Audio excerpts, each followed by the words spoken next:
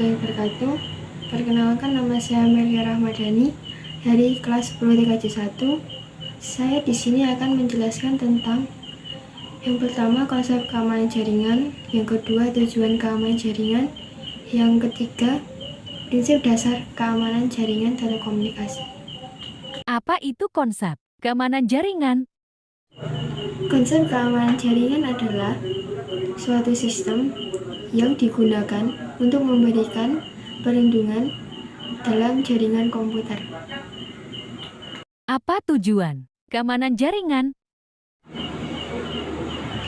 Tujuan keamanan jaringan adalah untuk mengantisipasi risiko berupa ancaman siber yang dapat membahayakan perangkat kita. Ada berapa prinsip dasar keamanan jaringan? Prinsip dasar keamanan jaringan telekomunikasi ada 5. Yang pertama ada kerahasiaan, yang kedua ada integrity, yang ketiga ada availability, yang keempat ada authentication, yang kelima ada aspek kontrol. Yang pertama ada kerahasiaan, yang berhubungan dengan membaca data, informasi, dan suatu sistem komputer. Dalam hal ini, sistem komputer dinyatakan aman jika suatu data atau informasi hanya dapat dibaca oleh pihak yang diberi wewenang secara ilegal. Yang kedua, ada integrity, yaitu berhubungan dengan hak akses untuk mengubah data atau informasi dari suatu sistem komputer. Dalam hal ini, suatu sistem komputer dapat dinyatakan aman jika data atau informasi hanya dapat diubah oleh orang yang berhak. Yang ketiga ada availability, yaitu yang berhubungan dengan kesediaan data atau informasi pada saat yang dibutuhkan. Dalam hal ini, sistem komputer dapat dinyatakan aman jika suatu data atau informasi yang terdapat pada sistem komputer dapat diakses dan dimanfaatkan oleh pihak yang berhak. Yang keempat ada authentication, yaitu aspek ini berhubungan dengan metode untuk menyatakan bahwa informasi ini benar-benar asli.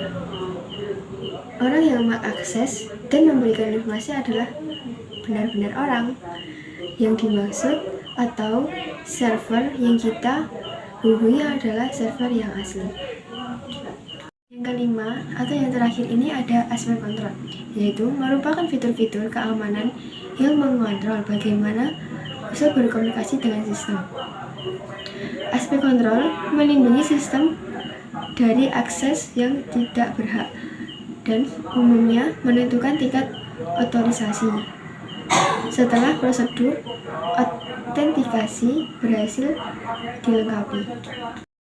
Ada berapa serangan keamanan jaringan? Serangan dalam keamanan jaringan ada 4. Yang pertama ada interruption, yang kedua interruption, yang ketiga fabrication, dan keempat modification. Interruption adalah suatu pihak yang tidak berwenang berhasil mendapatkan akses pada suatu aset. Contohnya, penyadapan terhadap data dalam suatu jaringan. Interruption adalah penyerangan yang dapat menguasai sistem tetapi tidak keseluruhan karena admin masih bisa login. Contohnya adalah perusakan atau modifikasi terhadap saluran jaringan.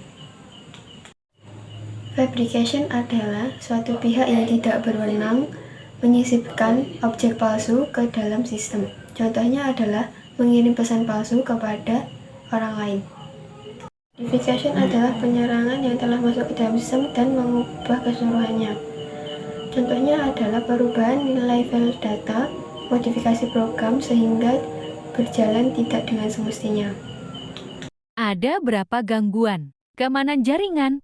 Gangguan pada keamanan jaringan ada 4. Yang pertama ada carding, yang kedua phishing, yang ketiga device, yang keempat hacking. Carding adalah pencurian data terhadap identitas perbankan seseorang. Misalnya, pencurian nomor kartu kredit yang digunakan untuk bayar transaksi online. Phishing adalah pemalsuan terhadap data resmi. Device adalah perubahan bentuk atau tampilan website. Hacking adalah perusakan terhadap infrastruktur jaringan komputer yang sudah ada. Serangan keamanan jaringan. Ada dua, yaitu apa saja? Serangan pada keamanan jaringan ada dua. Yang pertama adalah serangan pasif, dan yang kedua adalah serangan aktif.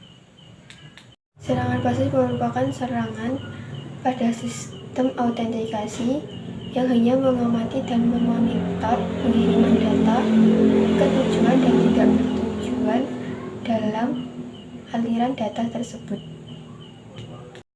Serangan aktif merupakan serangan yang mencoba memodifikasi data atau mendapatkan autentikasi dengan mengirimkan data yang salah ke dalam data stream. Ada berapa ancaman keamanan jaringan? Ancaman keamanan jaringan ada 7. Yang pertama ada brute force and dictionary. Yang kedua ada denial of service. Yang ketiga ada spoofing.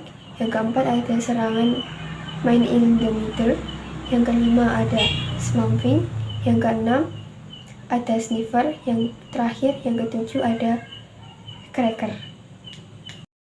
Brute force and dictionary merupakan upaya masuk ke dalam jaringan dengan menyerang database atau menyerang login robot yang sedang login aktif. Upaya ini dilakukan untuk menemukan password dengan cara mengkombinasi antara angka, huruf, dan simbol.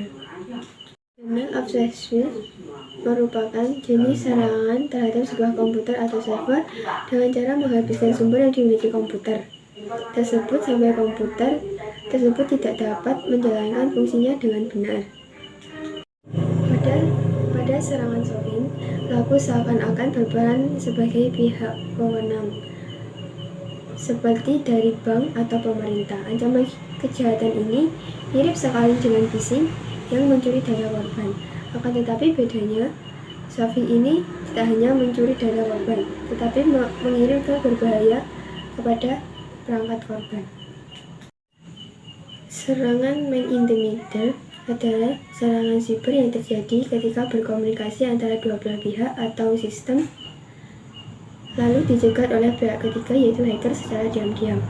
Serangan ini dapat terjadi dalam berbagai komunikasi online, seperti email, media sosial, website, dan lain-lain. Spamming merupakan kegiatan mengirim email palsu dengan memanfaatkan server email yang memiliki SMTP event relay, atau yang bisa diartikan dengan mengirim informasi atau iklan suatu produk yang tidak pada tempatnya, dan hal ini sangat mengganggu bagi orang yang dikirimi. Serangan sniffer adalah tindak kejahatan penyadapan yang dilakukan menggunakan jaringan internet dengan tujuan utama untuk mengambil data dan informasi sensitif secara ilegal. Serangan cracker merupakan unsur perusak yang bermaksud menyerang suatu sistem atau seseorang. Cracker adalah sebutan untuk mereka yang masuk ke sistem orang lain namun lebih bersifat deduktif dengan melawan keamanan komputer hingga mencuri data orang lain untuk kepentingannya sendiri.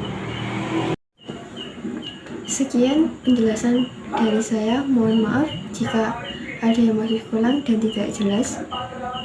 Sekian, terima kasih. Wassalamualaikum warahmatullahi wabarakatuh.